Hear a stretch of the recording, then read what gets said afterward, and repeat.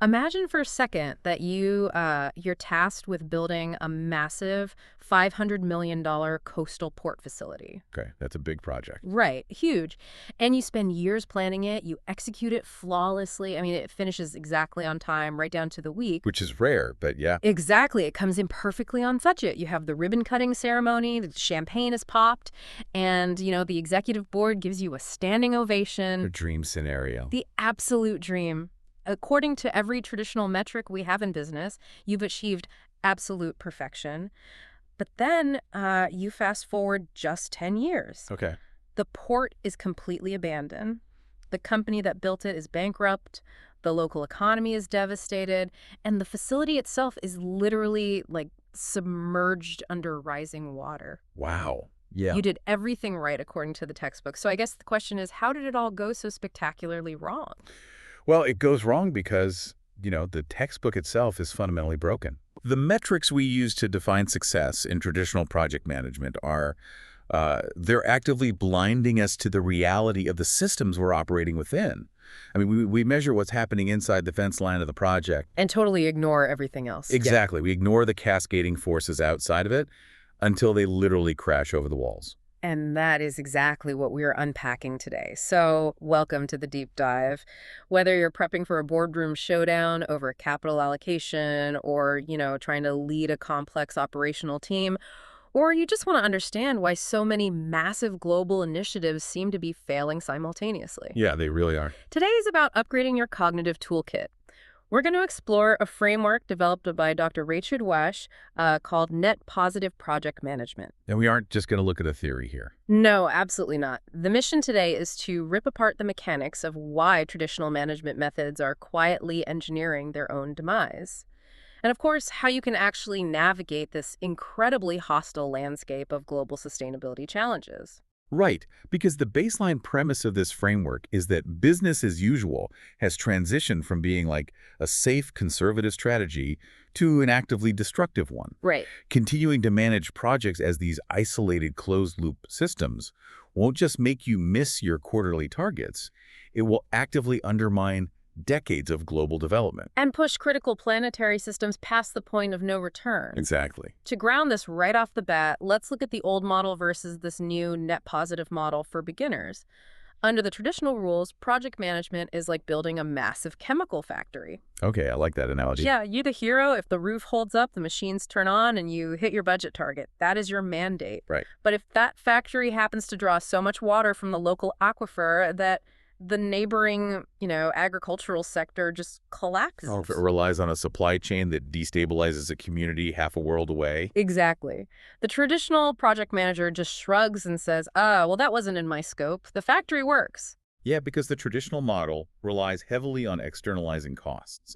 You capture the value inside the project, and you just push the risks and the damage outside of it. Which is wild when you think about it. It is. But net positive project management aggressively reverses that logic. It requires that the factory, the project, whatever it is, actually leaves the surrounding environment, the local society, and the broader economy measurably better than before the intervention even occurred. Better, not just neutral. Better. Exactly. But getting to that net positive state requires navigating what the framework calls the dual nature of projects. And this is where it gets really fascinating to me because it highlights this massive paradox in how we build the modern world. It really does. Projects are the primary weapons we have to fix our global crises, but they're also the primary engines causing them. They are both the poison and the cure. It's the ultimate double-edged sword. I mean, if you look at the mechanics of any large-scale project, say rolling out a global 5G network or, transitioning a multinational's logistics fleet to electric vehicles. Yeah, those sound great on paper. Right, but you're consuming astronomical amounts of raw materials to do it. You're disrupting ecosystems to mine rare earth metals. Right. You're drawing massive amounts of energy to run servers. In that sense, projects are major contributors to environmental and social degradation. They are the poison. You literally can't build a massive new infrastructure grid without moving millions of tons of earth and burning fossil fuels to power the heavy machinery. Exactly. But conversely, you can't solve global resource scarcity or climate instability through policy alone. Right. You can't just legislate carbon out of the atmosphere. You have to physically build the new renewable grids. You have to physically reconstruct sustainable supply chains. So projects are the only mechanism we actually have to implement the solutions. They're the cure. So understanding this dual nature, that your project is simultaneously a threat vector and a potential salvation, that's like the necessary psychological shift before you even look at a blueprint. Precise. So if we accept that projects are the cure, we have to deeply understand the disease they're trying to treat. We can't just operate in a theoretical vacuum here. We have to map the actual terrain. And Dr. Ouache's framework categorizes the current global landscape into 10 specific sustainability challenges. They're presented as a wheel. Which implies constant motion and interconnectedness, right? Yeah, they aren't just isolated boxes. Let's break that wheel down, because these aren't just abstract problems for politicians to worry about. Yeah. These are the physical and social parameters that will absolutely dictate whether your project survives the next decade. Right. I want to group these so we can digest the nuts and bolts of how they actually impact a project manager's day-to-day reality. So the first cluster is environmental. Okay. We're talking about climate change, biodiversity loss, resource scarcity, and pollution and waste. Now, I think most leaders understand these on a surface level, but let's dig into the how. Like, how does something like biodiversity loss actually break a project? It's a great question. Because I look at a construction site in an urban center, and I don't immediately see how, a decline in global bee populations affects my supply of steel. Well, if you're only looking at the steel, you completely miss the system. Yeah. Let's trace the mechanics of biodiversity loss down to a specific project level. Say you're managing a massive agricultural expansion, or even just the food supply chain for a major retail corporation. Okay, tracking. Biological diversity is the foundational infrastructure of your raw materials. The soil microbiome, the variety of insect pollinators, the genetic diversity of the crops themselves. Right. These are all biological services that you currently get for free. When biodiversity collapses, the soil degrades. And when the soil degrades, your crop yields just plummet. And when crop yields plummet, the cost of raw materials skyrockets. Your profit margins vanish, and suddenly your supply chain is utterly unreliable. Exactly. You're suddenly forced to try and synthetically replace what nature was literally doing for free. So you're buying more chemical fertilizers, you're investing in mechanical pollination. Which spikes operational costs. Massive spike. It makes the project financially unviable. So biodiversity loss isn't just an ecological tragedy. It's the erosion of the natural capital your entire business model relies on. Oh, wow. Okay, that makes total sense. So the second cluster on the wheel is socio-demographic. This includes population growth, urbanization, and inequality and social disparities. Right. Again, let's put this into the boardroom. If I'm launching a new tech platform, how is urbanization a structural risk to my project? Because urbanization concentrates demand in a way that our current infrastructure just cannot handle. We're seeing this historic migration of humanity into incredibly dense urban centers. True. If you're launching a tech platform, your users are likely concentrated in these hubs. That means the energy grid supporting their devices, and more importantly, the local data centers supporting your cloud infrastructure. They're competing for resources. Yes. Competing for power and cooling water with tens of millions of tightly packed residents. When a heat wave hits that urban center, and the grid operator has to choose between keeping the hospitals air-conditioned or powering your data center, Your platform goes dark. your platform goes dark. Yeah. The demographic shift directly strains the physical infrastructure your digital product lives on. So even if your product is like weightless code, it still has a physical footprint subject to demographic pressure. Absolutely. That leads us to the third cluster, which is economic and structural. This includes energy transition needs, economic uncertainty, and governance and systemic risks. Now, I have to play devil's advocate and push back hard on this last one. Go for it. Governance. When you put governance and systemic risks on the exact same wheel as existential threats like climate change and extreme resource scarcity, it feels like a category error. How so? I mean, governance makes me think of endless city council permitting meetings or, corporate compliance training. It's annoying, sure, but is it really an existential threat on par with running out of water? It is arguably the most dangerous threat on the entire wheel, because it's the gatekeeper to all the others. Think of governance as the operating system of human civilization. Okay. It's the rule set that dictates how we allocate capital, how we enforce laws, and how we coordinate massive collective action. So if the operating system is buggy, If the operating system is fundamentally corrupt, inefficient, or fractured, none of your applications can run. oh, Let's look at the energy transition as an example. The capital required to build a global green energy grid exists. Institutional investors have trillions of dollars sitting on the sidelines looking for yield. Right, the money is there. And the technology like advanced solar, wind, battery storage, it exists and is rapidly dropping in cost. So why isn't it happening fast enough? It's the friction of deployment. Exactly. It's governance. It's Yeah. outdated regulatory frameworks that make it literally illegal to connect a new solar farm to an old grid. It's political instability in regions that hold the critical minerals required for the transition. Right, or the lack of global coordination on carbon pricing. Yes. If you're a project manager trying to build a transnational renewable energy pipeline, your project won't fail because the solar panels don't work. It'll fail because 3 different jurisdictions have conflicting regulatory mandates. Exactly. Or a corrupt local official holds up your permits for 2 years. Governance failures are the mechanism that actively prevents us from deploying the solutions to the other 9 challenges on the wheel. I see. So a failure in the boardroom or a failure in regulatory policy is just as physically destructive as an oil spill, because the governance failure guarantees the environmental failure will eventually happen. That's a perfect way to put it. That is a profound shift in how a leader needs to view compliance. It's not a box to check. It is the structural integrity of the environment you operate in. Which is why we need to move from the abstract categories to the raw data. Naming the challenges is step 1. Grasping the sheer, terrifying scale of them is step 2. Right.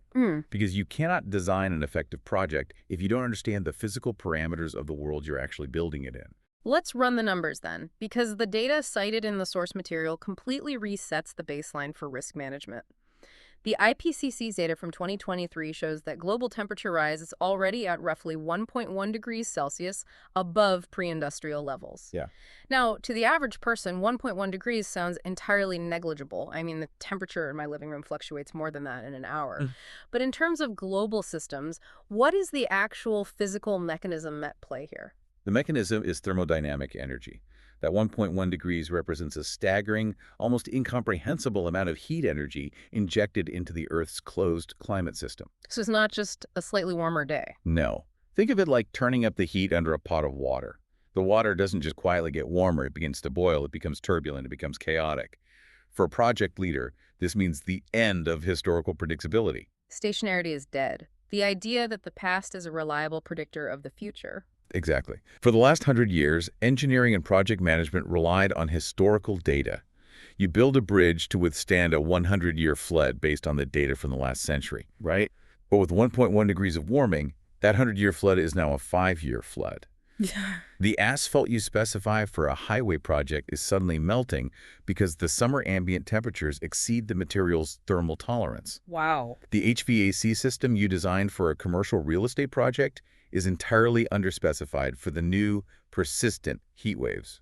If you were designing projects based on 1990s weather data, you're structurally compromising your assets before the concrete even cures. The physical reality has just completely detached from our engineering standards. Let's look at the biological data next.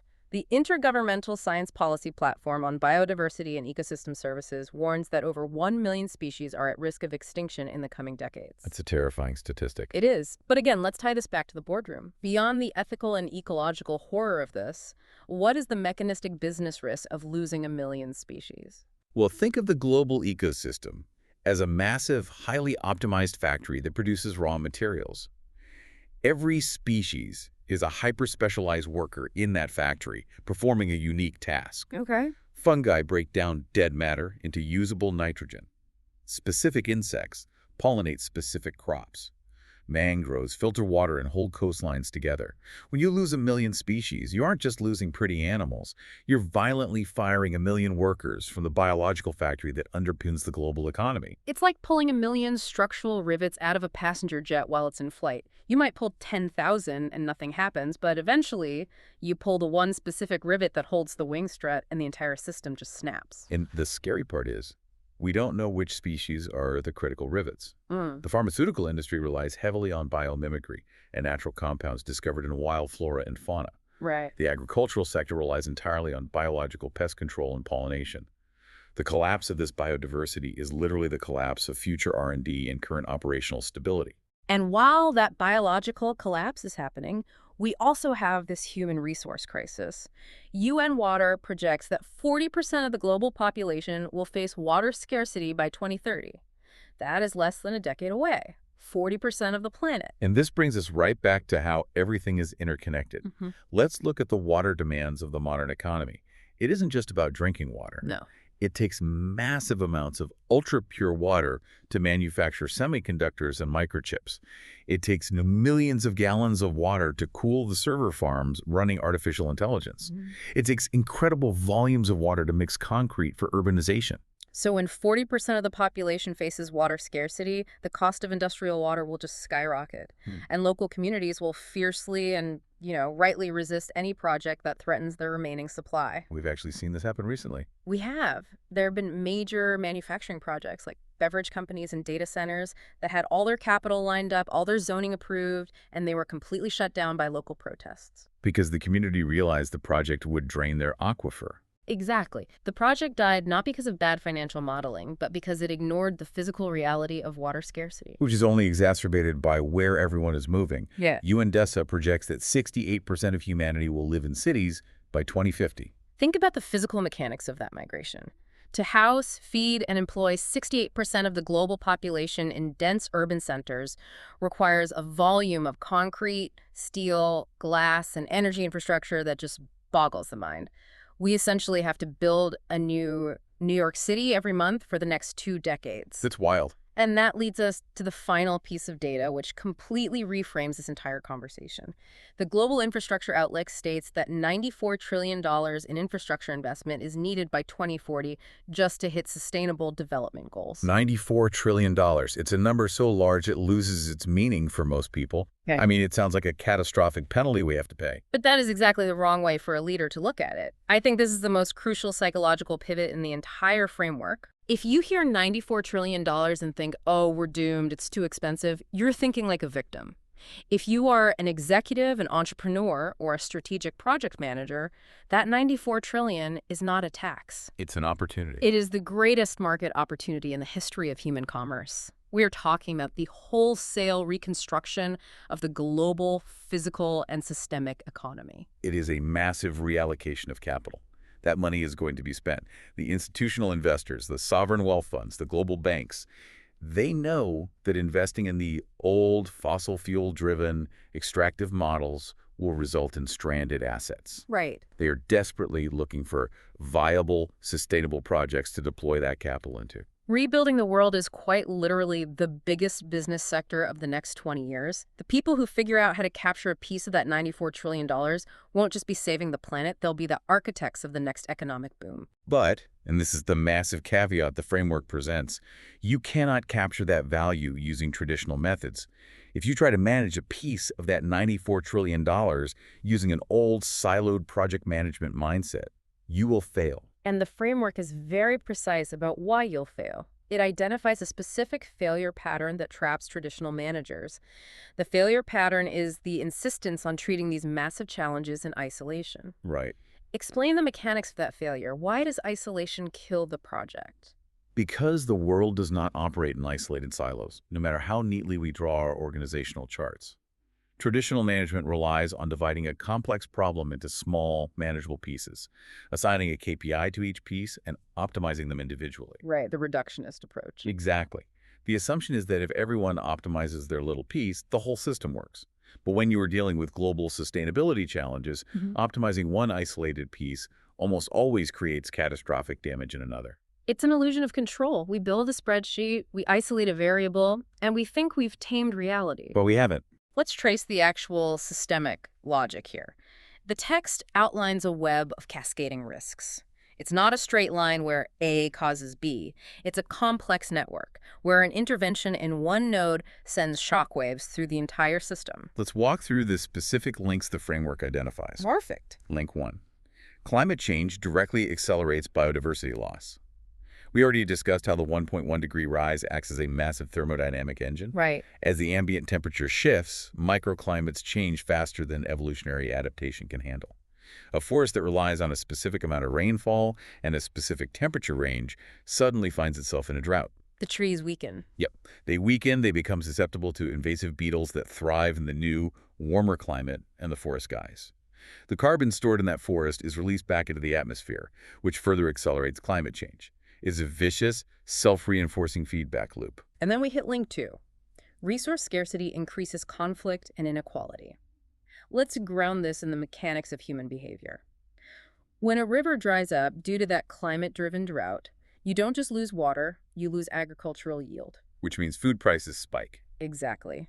When basic survival resources become scarce, capital consolidates. Those with money can afford the higher prices or can drill deeper wells, while the marginalized populations are completely displaced. And this displacement leads to mass migration, which triggers intense geopolitical conflict over borders and resources. Which flows perfectly into link 3.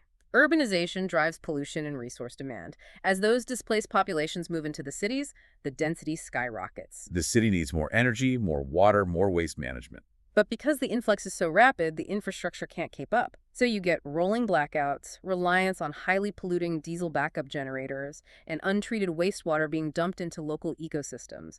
The city becomes a massive engine of pollution. And this triggers link 4.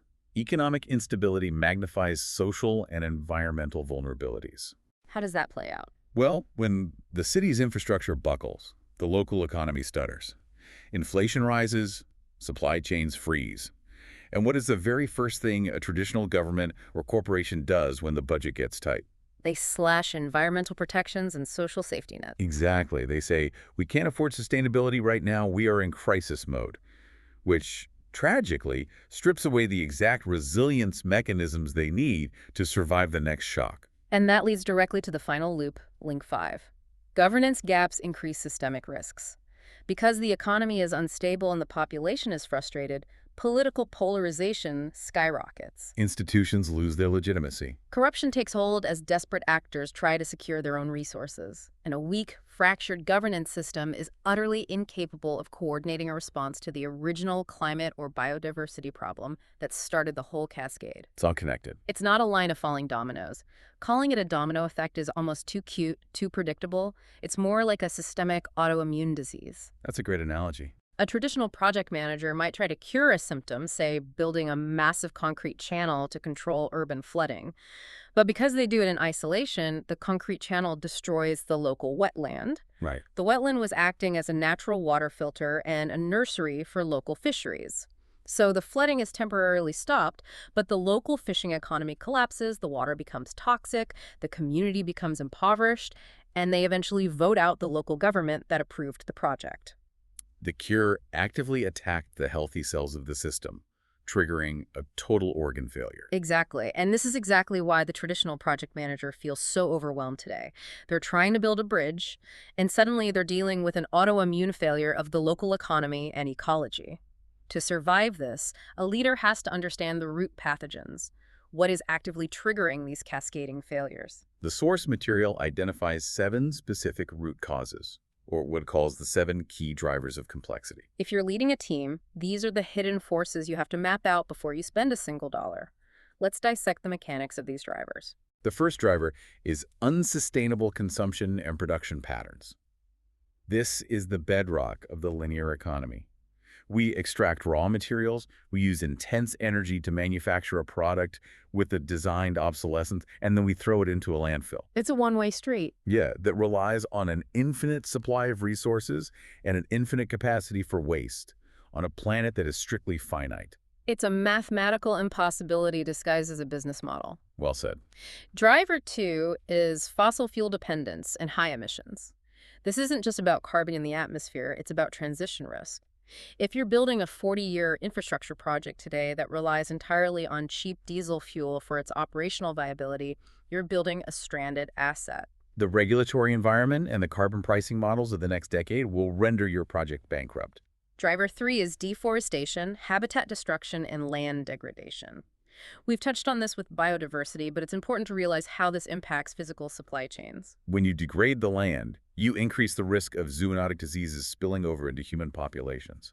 which we all now know can shut down the global economy in a matter of weeks. You also destroy the natural buffers against extreme weather, leaving your physical assets exposed to hurricanes and floods. Driver 4 is rapid urbanization and infrastructure expansion, the sheer pressure cooker of trying to pave the world. We're pouring millions of tons of concrete, which itself is a massive emitter of CO2, creating urban heat islands that require massive amounts of air conditioning. Creating a vicious cycle of energy demand. Right. Now, driver 5 is where we really need to pause and dig in, because Yep. it often confuses people. Okay, what is it? Technological disruption and digital transformation. Yes, let's stop here. I'm going to play devil's advocate because every tech CEO on the planet pitches digital transformation as the ultimate salvation. We're told AI will optimize our grids, that digital twins will reduce waste, that cloud computing is cleaner than on-premise servers. We worship at the altar of efficiency. We do. Why on earth is technological disruption listed as a primary driver of global sustainability challenges? It comes down to a concept known as Jevons paradox. Jevons paradox. Yeah.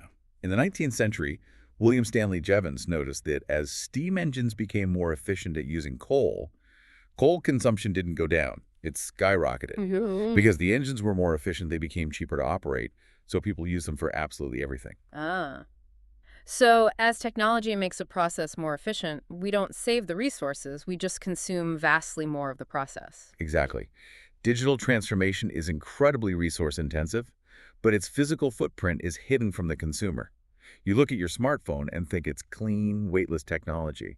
But behind that screen is a staggering physical reality. I mean, this framework specifically highlights digital platform. Right. To train a single large language AI model requires thousands of highly specialized GPUs running at maximum capacity for months. The electricity required is equivalent to the consumption of a small town. Wow. And because those servers generate intense heat, they require millions of gallons of fresh, potable water for cooling, often in regions already facing water scarcity. So the cloud is not in the sky. The cloud is a massive, heavily fortified warehouse sitting on a critical aquifer, burning natural gas to keep computers cold. Furthermore, the rapid cycle of technological disruption demands constant hardware upgrades. We're generating mountains of toxic e-waste. We're tearing up the seabed and expanding strip mines to extract cobalt, lithium, and rare earth elements to build the batteries and the circuits. And finally, on a systemic level, digital disruption without strong governance rapidly accelerates socioeconomic inequality. If a massive tech rollout optimizes a supply chain but automates 50,000 middle-class jobs away without a transition plan, you are feeding right back into the cascading risk of social instability. It's all interconnected. That is deeply sobering. Building a software product doesn't give you a free pass from the laws of thermodynamics or social cohesion. Your code still impacts the local water table. Exactly. Okay, driver 6 is geopolitical instability and governance weaknesses. We thoroughly explored this, the failure of the operating system that paralyzes coordinated action. And the seventh driver is socioeconomic inequality and exclusion. Right. When large swaths of a population are systematically excluded from the economic benefits of a system, they have zero incentive to maintain that system. A project cannot survive in a hostile social environment. If the local community views your project as purely extractive, that you're taking their resources and giving all the profit to distant shareholders, they'll use every political and legal mechanism available to shut you down. Absolutely. Okay, take a deep breath. We have mapped a truly brutal terrain. We understand the 10 challenges. We see the terrifying numerical scale of the crisis. We've traced the autoimmune cascade of systemic failure, and we've identified the 7 hidden drivers pushing those failures. It's a lot. If we stop the deep dive right here, it's just an exercise in anxiety. Yeah, that wouldn't be very helpful. But the whole point of Dr. Ouache's framework is execution. Yeah. How do we actually survive this? How do we take this incredibly complex, high-level theory and implement it on the ground? The framework provides very specific implementation pathways. To move from theory to reality, we have to look at how decisions are fundamentally altered. Let's look at the primary real-world example provided in the text, a coastal infrastructure project. This is the perfect stress test for the net positive methodology. It really is. Let's do a side-by-side comparison. I want you to walk me through the mechanics of a traditional project manager building this coastal port versus a net positive leader. Okay, so a traditional project manager gets the mandate. Build a port facility to handle heavy shipping, protect it from the ocean, and keep it under $50 million. Pretty standard. They draw a tight boundary around that mandate. They calculate the cheapest, fastest way to stop the water, which is usually a massive, flat, concrete seawall. They pour the concrete, they dredge the harbor, they hit the budget, they win an award for efficiency. But let's look at the systemic consequences of that concrete wall. Exactly. A flat concrete wall doesn't absorb wave energy, it reflects it. So as the storms hit, the wave energy bounces off the wall and scours the seabed right in front of the port, destroying the local benthic ecosystem. And the dredging destroys the natural oyster beds that were filtering the local water. Yep. 10 years later, sea levels have risen beyond the historical data the wall was built for. The wall is overtopped. The local fishing economy is dead because the ecosystem was destroyed. The community is impoverished, so the port loses its local labor force and economic base. The project is a catastrophic failure in reality, even if it was a success on the initial spreadsheet. It's the autoimmune failure in action. So put a net positive leader in charge of that exact same port. How does their daily decision-making change? The net positive leader refuses to accept the pipe boundary. They integrate sustainability thinking at the very core of their design phase. They know sea levels are rising, they know biodiversity is critical, and they know the local economy must thrive for the port to be viable. So what do they do instead? Instead of a flat concrete wall, they design a hybrid living shoreline.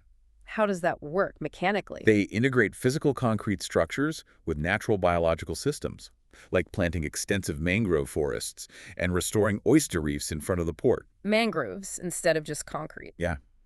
Mechanically, a mangrove forest is an incredible shock absorber. The complex root systems dissipate the kinetic energy of storm surges far more effectively than flat concrete. As sea levels rise, the mangroves naturally accumulate sediment and grow taller, providing a self-healing adaptive defense system. It's infrastructure that upgrades itself. Yes, but it doesn't stop there. Those mangroves and oyster reefs become a massive nursery for local marine life. Which means the local fishing economy booms. Yeah, exactly, creating wealth in the surrounding community. That wealth stabilizes the social dynamics, providing a reliable, happy workforce for the port. Furthermore, the mangroves sequester massive amounts of carbon, which the project can monetize through carbon credits, creating a new revenue stream. The project leaves the ecosystem richer, the community wealthier, and the infrastructure more resilient than before it started. That is the difference between extracting value and generating systemic value. So if a listener is sitting at their desk right now, nodding along, and they want to inject this net positive logic into their team tomorrow morning, how do they start? Based on the key takeaways and the in practice sections of the source, let's build 3 concrete, actionable steps for immediate implementation. Step 1 is what I would call mapping the interdependencies, or second-order systems mapping. Yeah. Before you approve a single vendor or finalize a scope of work, you have to aggressively expand the boundaries of what you consider relevant. Get your leadership team in a room, put the wheel of 10 challenges on the screen, and force yourselves to answer uncomfortable questions. Right. Give me examples of those questions. Well, if we are launching a new software product, how does our expected server load impact the local water scarcity in the region where our data centers are located? Or if we're changing our supply chain to source cheaper agricultural goods, are we indirectly funding deforestation? You have to map the second and third order effects of your project on the broader system and how that system will react and push back on your project. Okay, you map the blast radius. Exactly. What is step 2? Step 2 is shifting to systems thinking via what we can call shadow costing. It's not enough to just know the risks. You have to integrate them into your financial and operational core. Traditional projects fail because they treat sustainability as a compliance checklist at the very end of the process. Oh, we built the factory. Now let's buy some carbon offsets to look green. Right, the PR layer. Net positive management requires systems thinking from day one. You have to apply a shadow cost to your decisions. How does that work? When evaluating 2 different materials, don't just look at the immediate invoice price. Apply a shadow cost for the carbon emissions, the water usage, and the geopolitical risk of the supply chain. You might find that the cheaper material is actually massively more expensive when you factor in the systemic risks it introduces to your project timeline. You have to filter every decision through the lens of long-term systemic value. That fundamentally changes how procurement works. And step 3. Step 3 is adopt integrated, collaborative action. The era of the lone wolf hero project manager is over. Done. The complexity of these cascading risks means that no single organization has the expertise to solve them alone. If you try to build that living shoreline port using only traditional civil engineers, they won't know how to plant a mangrove forest. You have to build collaborative ecosystems that cross traditional boundaries. Yeah. This is a critical point for team building, right? We usually build project teams vertically, finance, marketing, engineering, operations. Net positive leadership requires you to build horizontally. You have to bring in marine biologists, local community organizers, climate risk modelers, and public policy experts right at the conceptual phase. You have to partner with local governments and NGOs, not as adversaries to be managed, but as co-designers of the solution. If you only consult engineers, you will only get a brittle engineering solution. If you consult the entire system, you get a resilient, systemic solution. Implementing these three steps, systemic mapping, shadow costing, and horizontal collaboration, requires a violent shift in executive psychology. It really does. It requires a complete rewiring of how a leader defines their own job. Let's analyze the executive insights section of Dr. Ouache's framework. What is the psychological difference between the traditional executive and the net positive executive? Well, a traditional executive is essentially a highly paid firefighter. Their entire operational model is reactive. They wait for a crisis to materialize, a supply chain bottleneck, a wild swing in commodity prices due to a climate shock, a massive PR scandal, and then they rush in to mitigate the damage. They pride themselves on crisis management. But the net positive leader, they are an architect, not a firefighter. The text explicitly states that true leadership is about anticipating and addressing these challenges early. They don't wait for the supply chain to break. They design a circular, localized supply chain that is immune to global shipping shocks. They don't wait for a carbon tax to destroy their margins. They aggressively decarbonize their operations years before the legislation hits. They move from reactive defense to proactive offense. And when a leadership team successfully makes that psychological leap, what are the actual measurable business outcomes? The framework lists 5 long-term industry impacts.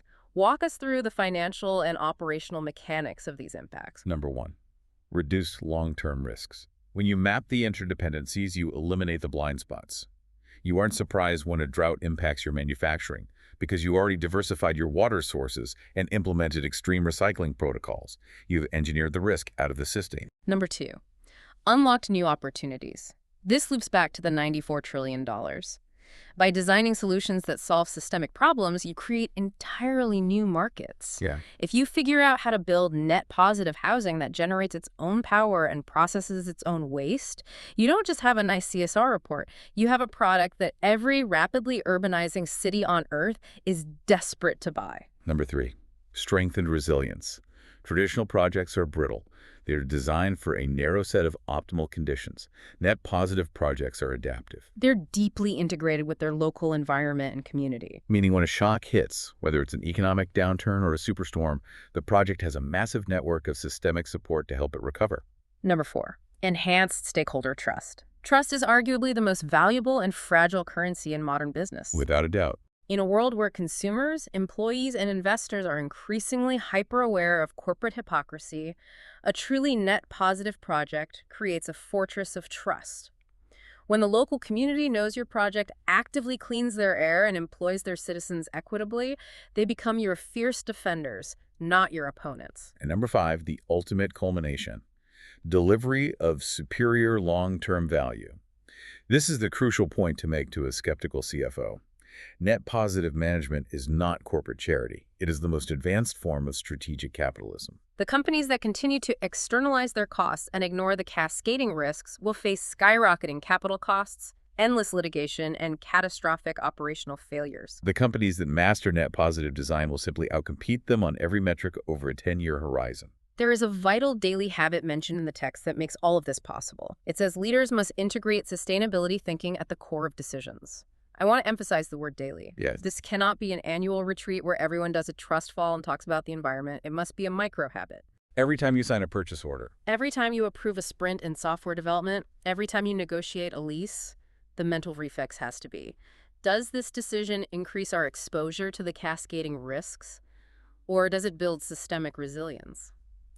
If it is not a daily reflex, you will fall victim to the warning issued by the World Economic Forum, which is prominently featured in the framework. It's a quote from their 2024 Global Risks Report, and it is chillingly precise. The quote is, "The greatest risk of our time is not climate change itself. It is our failure to act. The failure to act. Our own paralysis is more dangerous than the thermodynamic physics of the climate. That, quote, fundamentally destroys the traditional definition of business risk. For decades, trying something new, like experimenting with a circular supply chain or investing heavily in local community development, was viewed by boards as too risky. It deviated from the proven extractive formula. But based on the data, the interconnected cascades, and the sheer scale of the crisis we've mapped out today, doing nothing is now the ultimate risk. Clinging to the illusion of business as usual is a guaranteed path to obsolescence. The global system is mutating. You can either design your projects to adapt and thrive in that mutation, or you can watch them be crushed by it. The parameters of reality have changed. Pretending they haven't is not a strategy. No, it's really not. So we've covered a massive amount of ground today. We started with the simple analogy of a factory and a Gantt chart, and we ended up mapping the complex autoimmune systems of the global economy. It's quite a journey. Dr. Ouache's framework makes one thing undeniably clear. A project is never just a spreadsheet of deliverables. Every project you launch is a physical, economic, and social intervention into a deeply fragile, hyperconnected system. It carries immense destructive capacity if mismanaged, but unparalleled potential for regeneration if designed correctly. Net positive management is not an idealistic luxury. It is a strict operational necessity for survival in the 21st century. We want to leave you with the core reflection question posed by the framework. We want you to take this into your next team meeting or, just chew on it during your commute. Ask yourself, honestly, how do the sustainability challenges in your specific context influence the projects you lead or support? Look at the 10 challenges. Which ones are currently acting as silent, unmapped risks in your project pipeline? Is water scarcity a hidden threat to your manufacturing? Is rapid urbanization straining your logistics? It's time to map them out. And as you map those out, I want to leave you with a final, slightly provocative thought to consider. We have established, through hard data and mechanistic logic, that business as usual directly fuels systemic global collapse. Yeah. The interconnected nature of these risks is no longer a fringe theory. It is a known, measurable, and predictable reality. So the question becomes, at what point does traditional narrow-focused project management transition from being merely an outdated methodology to being viewed as actual, actionable, professional negligence? That is the defining question for the next era of executive leadership. If your coastal project collapses the local fishery or your digital platform exhausts a municipal water supply, you can no longer plead ignorance. The science is in. The systems are mapped. The excuse of, well, that was outside our project scope, is dead. It won't protect your legacy, it won't protect your brand, and it certainly won't protect your bottom line. The boundaries of responsibility have vanished. Keep that in mind the next time you sit down with a blank sheet of paper to design the future. Goodbye, and thanks for joining the Deep Dive.